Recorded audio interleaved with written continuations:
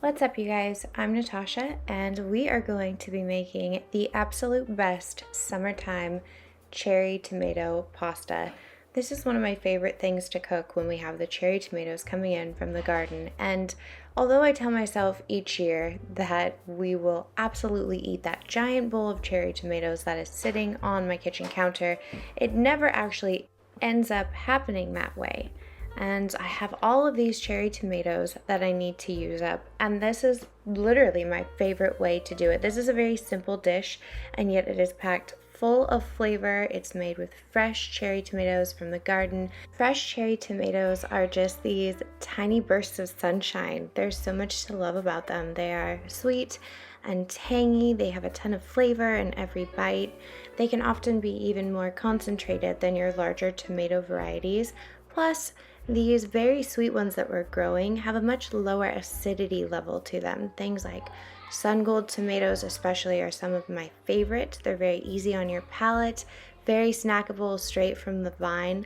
Not to mention we're talking about a tomato, a plant here that has a ton of vitamin C and A in it, which is great for your skin, your vision, your immune health. It's packed with antioxidants, and it just has everything you would want in a garden fresh summery dish. We are also going to be making with this a lime basil lemonade, which is so fantastic. Traditionally we would just do our basil lemonade, which is great on its own, but then if you take lime basil and you add fresh lime juice, we're just going to elevate it to a whole other level. And it was an unexpected meal that came about from a very large garden harvest.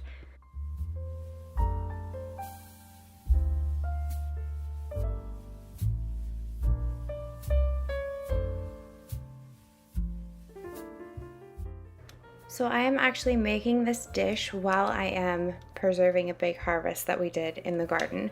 So you're gonna see a lot of stuff on the counter. There's a lot of clutter, which is a little bit abnormal. The only time my kitchen really looks like this is when I am putting away a massive harvest from the garden or doing a really big preservation day. You can see in the corner I've got canned green beans, I've got bags of vegetables, I've got baskets full of food. But in the middle of this, I'm still a mom. I still have 5 kids that need lunch, and there's no better way to take care of that than using what I already have right in front of me that I just pulled out from the garden. You're gonna need a very large pot for this, or at least a decent sized pot. You may be able to get away with using a large skillet if you are not cooking for 7 people like I am. I love olive oil. It is the preferred fat of choice in my house. I have it on hand all the time. Olive oil has really amazing health benefits to it, so I try to use it in a lot of cooking. It's my go-to. So you want to drizzle the bottom of the pan with olive oil. This is also going to help with sticking, which is kind of a pain. You don't want a bunch of stuff sticking to the bottom of your pan. And then you're going to find a bowl of cherry tomatoes. There is no exact number for this. Use what you have on hand. Don't feel pressured to go out and buy more cherry tomatoes. Make this as you can with what you can use. That's ideal. Now, if you are making this from store-bought ingredients, go out and get a little pint of cherry tomatoes. That's all you're gonna need. It will be fine. If you have more than that, use more. And if you don't, it's no big deal.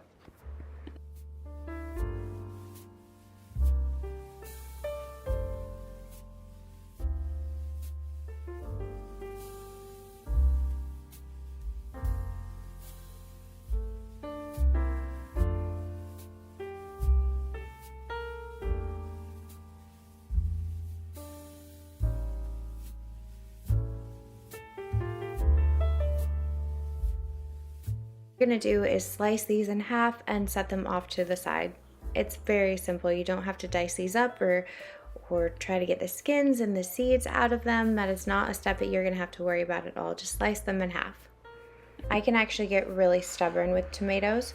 I don't like buying them from the grocery store. I would much rather just go through the process of growing them and canning them and putting them up myself. So if I find that I'm running really low on the tomatoes that I was able to put up, that I was able to can, I will look for organic marinara sauce or pasta sauce and use that in supplementation. I've had to do that this last year because we didn't grow enough tomatoes, so I'm really hoping that this year's harvest and tomato canning process is solid and pulls me through the rest of the year. However, with cherry tomatoes, you often don't want to turn them into sauce. You're looking at things more like your Roma tomatoes, your big meaty tomatoes that don't have a lot of skins or seeds when you're wanting to make homemade spaghetti sauce. So if you grow cherry tomatoes, they're very, very prolific. They produce wonderfully, but sometimes you're left wondering, okay, what can I do with all of these? This is my go-to answer for that.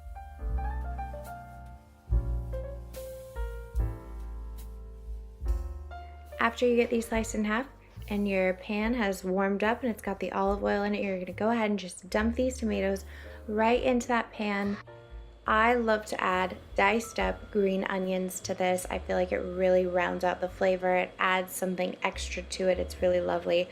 So I will go ahead and add in a couple of handfuls worth of diced up green onions and let this cook in with the tomatoes.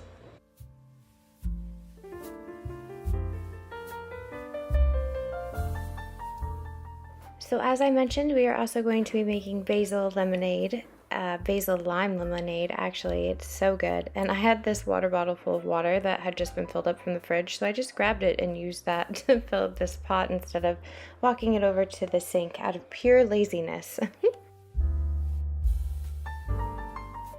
After these tomatoes have simmered, they've cooked together, you're going to go ahead and you're going to grab some garlic powder and some white pepper, and you're going to sprinkle this in.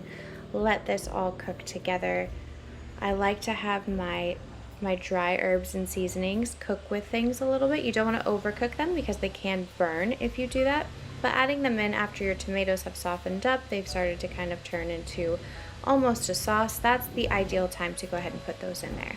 Once that has all cooked together, it's very aromatic. You can tell that it's becoming this big dish of deliciousness.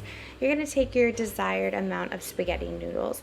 That might be a lot if you have a big family like we do, or it might not be that much. I like to break them in half because it's easier for the kids.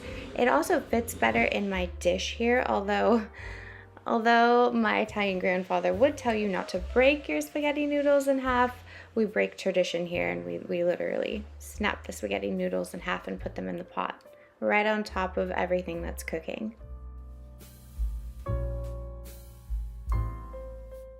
Right after you get your noodles in here, you're going to go ahead and cover this with water.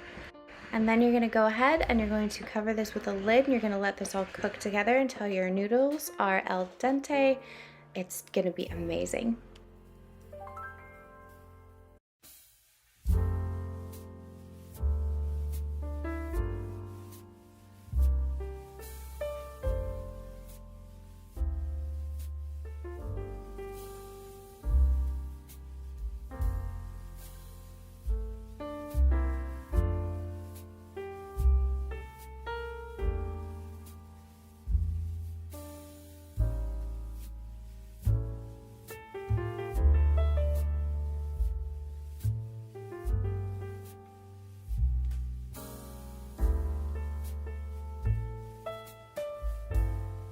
I had a ton of lemons and limes in my refrigerator because I had been using the zest for them for the purpose of making tea. I have been working on a tea series for you guys for recreating your favorite teas at home, and a lot of them actually use the peels of lemons and limes. And so I had these lemons and limes de-peeled in my refrigerator, and since we had just done this massive harvest, I figured why not make some homemade lemonade. Basil lemonade is not just a refreshing drink that you can enjoy, it's also very good for you. It's very full of antioxidants, compounds, and flavonoids that can help you fight off antioxidant stress and protect your cells in your body. It's also loaded down with vitamin C, which can boost your immune system. And basil has actually been known to have antimicrobial properties, which can help fend off infections. Lemon is also known in and of itself to help your body with digestion and all of that good stuff. So it's a very hydrating and very healthy drink for you to enjoy.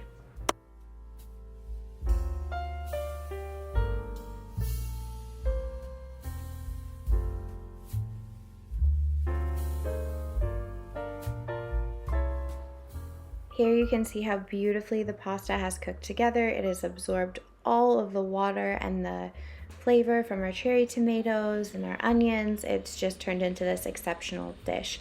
And at this point, we're going to go ahead and we are going to add in our harvested fresh basil. You only need a little bit. You don't have to harvest so much basil that you're overwhelming the dish. Just whatever you have on hand. This is what makes this specific dish so special, is you can use exactly what you have from your garden if you are wanting to make this from your harvest. You can also just get a little bit of basil and tomatoes from the grocery store if you want and use that. It's all fine. You don't have to overly stress when making this dish because all of the ingredients complement one another, so you don't have to worry about exact amounts.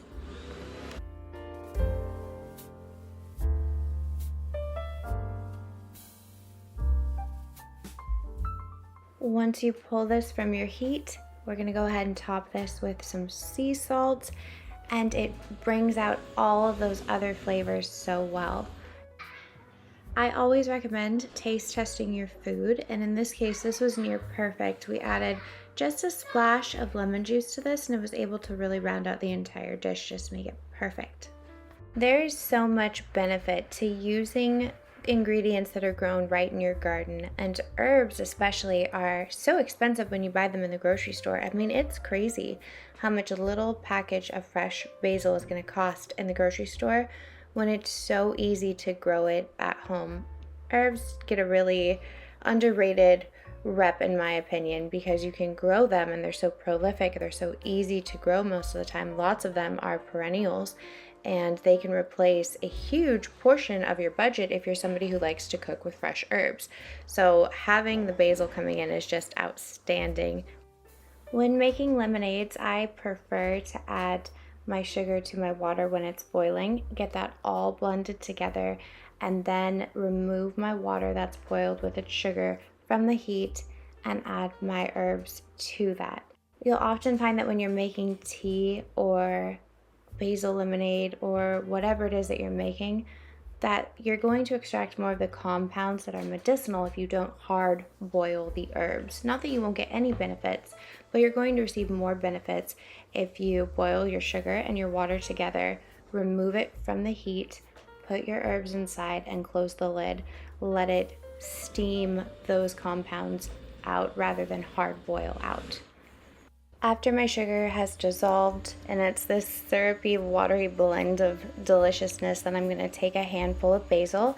Again, there's no set amount with this. You don't have to have exactly 2 cups of basil. Whatever you harvest is great. I really like to use lime basil and lemon basil when making basil lemonade. It adds a really citrusy, fruity punch of flavor to it, so we really enjoy that in our basil lemonade.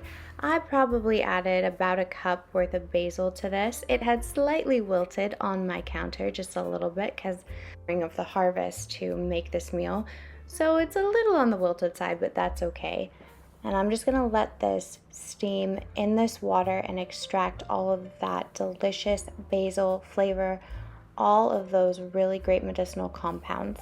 Here you can see how gorgeous this pasta is. We did go ahead and top this with Parmesan cheese. This was so good. My oldest daughter told me that this was one of her favorite dishes. She wants to eat this all the time.